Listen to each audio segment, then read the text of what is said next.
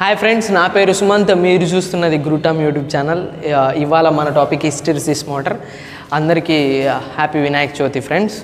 మన టాపిక్లోకి వెళ్తే ఈరోజు మన topic hysteresis motor. Hysteresis motor యొక్క వర్కింగ్ ప్రిన్సిపల్ ఏంటి, దాని యొక్క ఆపరేషన్ ఏ విధంగా ఉంటుంది అనేసి చెప్తాను. సో కాబట్టి మన టాపిక్ హిస్టెరిసిస్ మోటార్.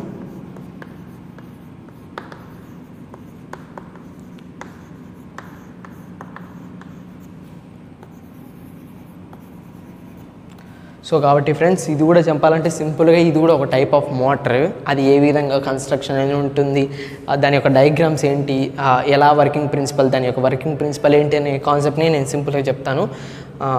మన టాపిక్ హిస్టెరిసిస్ మోటార్. దీని యొక్క డయాగ్రామ్ని వేసుకోవడానికి కొద్దిగా టైం పడుతుంది కాబట్టి నేను ఆ టైంని కట్ చేస్తున్నాను ఫ్రెండ్స్.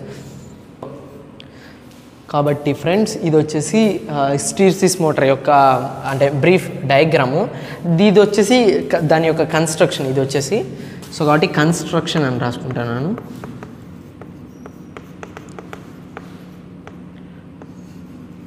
ఇది ఒక కన్స్ట్రక్షన్ చెప్పే ఫస్ట్ కన్స్ట్రక్షన్ చెప్తాను ఫ్రెండ్స్. ఏమేమి వర్కింగ్ లోపల ఏమేమి పార్ట్స్ ఉంటాయి అనేసి. సో కాబట్టి మనకు అవుటర్ మోస్ట్ లేయర్ వచ్చేసి స్టేటర్, ఎందుకంటే స్టేషనరీ పార్ట్ మనకు ఆల్రెడీ నేను ముందు వీడియోలో చెప్పిన దాని ప్రకారంగా ప్రతి ఒక్క మోటార్కి వర్కింగ్ ప్రిన్సిపల్ ఒకటే ఫ్రెండ్స్. అది కూడా Faraday law of electromagnetic induction ప్రకారంగానే జరుగుతుంది.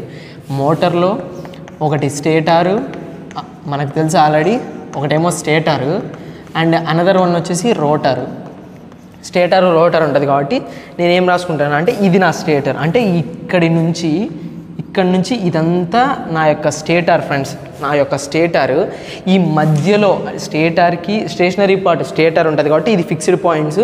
స్టేటర్లో కండక్టర్స్ ఉంటాయి. ఈ షేడెడ్ వచ్చేసి ఇవి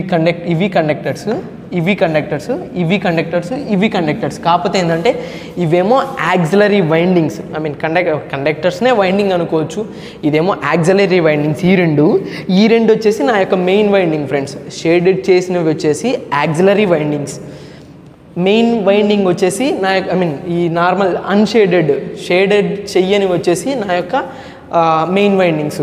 మీరు చూస్తే కనుక ఈ పార్ట్ మొత్తం నాకు స్టేటరు, ఈ పార్ట్ అంటే ఇక్కడి నుంచి ఇక్కడి వరకు బాగా చూస్తే కనుక ఇది వచ్చేసి నా యొక్క రోటారు. ఈ మధ్యలో చూస్తే కనుక షాఫ్ట్. ఈ స్టేటర్కి అంటే ఇక్కడ నుంచి దీనికి ఫ్రెండ్స్, ఈ రెండిటికి మధ్య స్టేటర్కి అండ్ రోటార్కి మధ్యలో ఎయిర్ గ్యాప్ అనేది ఉంది. నేను అది కూడా ఇండికేట్ చేశాను.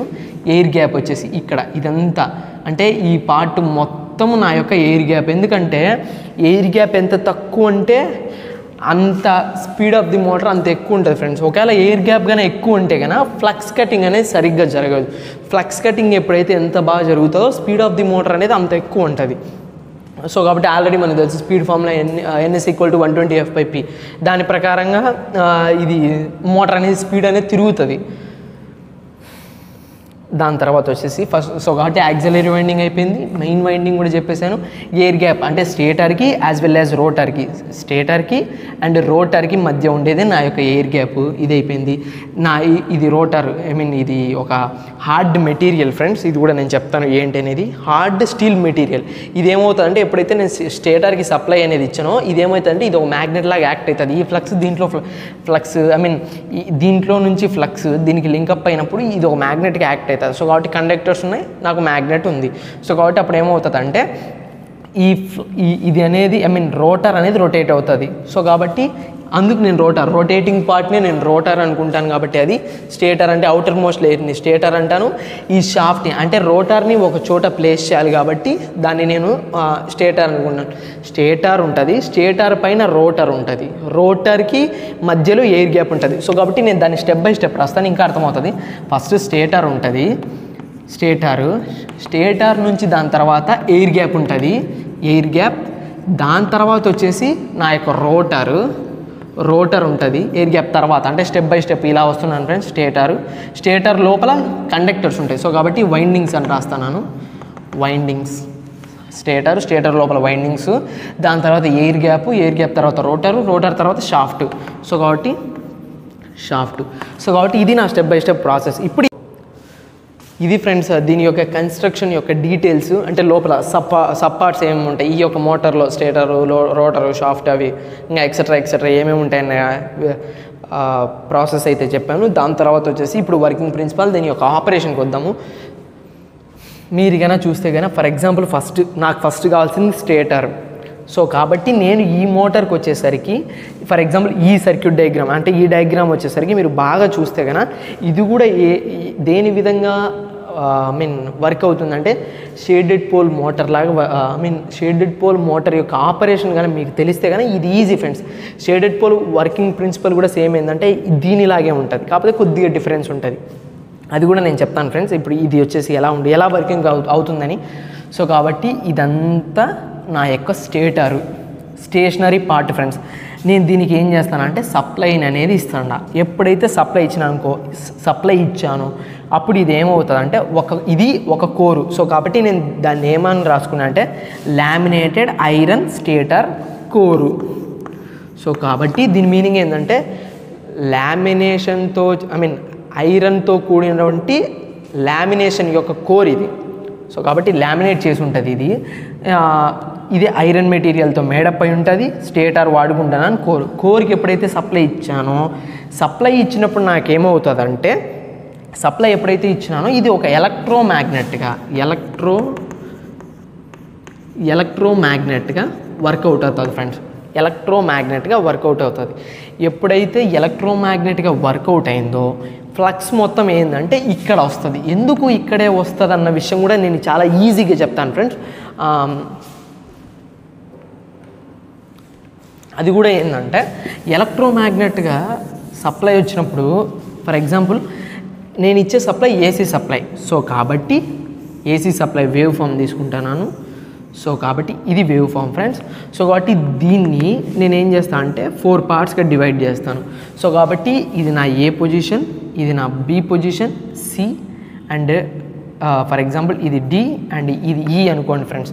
సో కాబట్టి మీరు కన్నా బాగా చూస్తే ఈ ఫ్లక్స్ ఈ ఆల్టర్నేటింగ్ వేవ్ ఫామ్ అనేది ఇలా వచ్చినప్పుడు ఏంటంటే నేను 3గా తీసుకున్నాను. అప్పుడు ఏమవుతుందంటే ఎప్పుడైతే 0 నుంచి బి వరకు వచ్చింది అనుకోండి ఫ్రెండ్స్, అప్పుడు ఏమవుతుందంటే ఫ్లక్స్ అనేది నేను ఈ పోల్ని ఇంకా సింపుల్ చేసి చూపిస్తాను ఫ్రెండ్స్. ఇప్పుడు ఇలా ఉంది కదా, ఇలా ఉన్నప్పుడు పోలు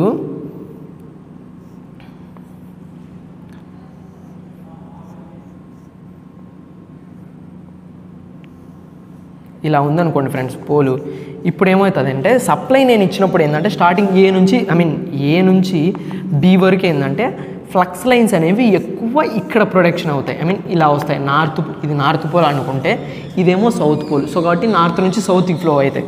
సో కాబట్టి ఫస్ట్ ఏముంది 0 నుంచి బి వరకేమో నార్త్ నుంచి సౌత్కి వస్తుంది. మళ్ళీ బి నుంచి సికి అంటే 0 పాయింట్ వచ్చేసరికి అప్పుడు ఏమవుతుందంటే మ్యాక్సిమం లైన్స్ అంతా ఈక్వల్గా ప్రొడక్షన్ జరుగుతాయి ఫ్రెండ్స్. అంటే ఏంటంటే స్టార్టింగ్లో కింద ప్రొడక్షన్ అవుతుంది, మళ్ళీ సైన్ వేవ్ ఫ్రమ్ 0 వచ్చేసరికి ఈక్వల్గా ఇక్కడికి వచ్చేసరికి ఈక్వల్గా ప్రొడక్షన్ అవుతుంది. దాని తర్వాత మళ్ళీ ఏంటంటే ఈ సైన్ వేవ్ ఫామ్ బట్టి ఈ ఫ్లక్స్ లైన్స్ అనేవి ఒక స్టార్టింగ్ పొజిషన్లో ఇక్కడ ప్రొడ్యూస్ అవుతాయి, ఎండింగ్ ప్రాసెస్లో. ఫర్ ఎగ్జాంపుల్ నేను ఇది కూడా ఎలా చెప్తానంటే ఇంకా ఈజీగా చెప్తాను ఫ్రెండ్స్.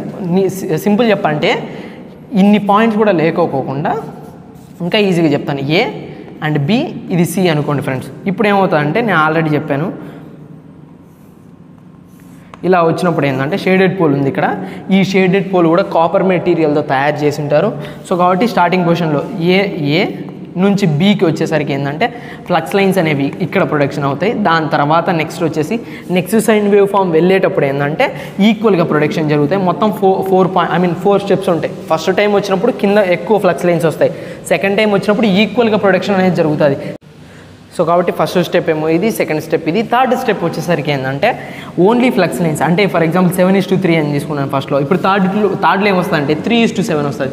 అంటే సింపుల్ చెప్పాలంటే ఇది థర్డ్ స్టెప్ అన్నప్పుడు ఏంటంటే మ్యాక్సిమం ఫ్లక్స్ లైన్స్ ఇక్కడ ప్రొడక్షన్ అవుతాయి, తక్కువ ఫ్లక్స్ లైన్స్ అనేవి ఇక్కడ వస్తాయి.